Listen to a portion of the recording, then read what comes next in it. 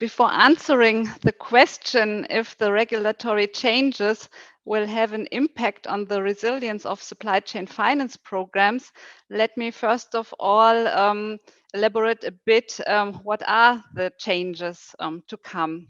So the accounting bodies IASB and FSAB proposed amendments regulating supply chain finance payable programs, which will come into effect by the end of the year. And the focus is on transparency. It is not about accounting classification. So this is important. Content-wise, what has to be presented is the terms of the supply chain finance programs used, the payment terms with and without supply chain finance, the category under which the liabilities of a supply chain finance program are presented, the program size and the amount of supplier financing drawn or outstanding, and the asset pledged as security or other forms of guarantees provided for the committed payment to the finance provider. So, and then you will see some effects, and that means on the entity's liabilities, on the cash flow, on the liquidity risk and risk management. And also you will see the impact on the KPIs. So the important KPIs for supply chain finance are the free cash flow and days payables. Also, it will be questioned, is there any concentration on funding sources?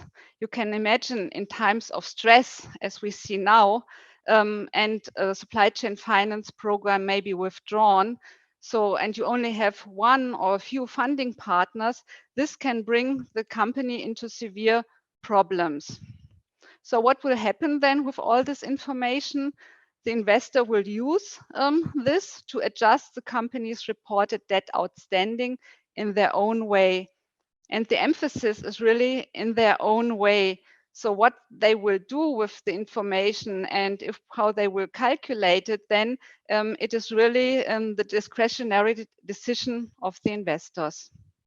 Now to answer your question, if these regulatory changes will have an impact on the resilience of supply chain finance programs, we should have a look if the company or the company's bodies are KPI driven. So then they have to discuss it with their investors, how they will see a supply chain finance program in the future.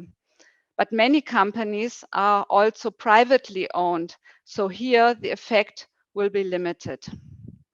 And you can say the bigger the variety of funding sources are, the less dependent you are on one program or on one funder. So if the finance program is well balanced in terms of the funding mix, then it could also be a benefit for the supply chain resilience. So transparency can be a catalyst also for greater sustainability. But let's see how the market will react.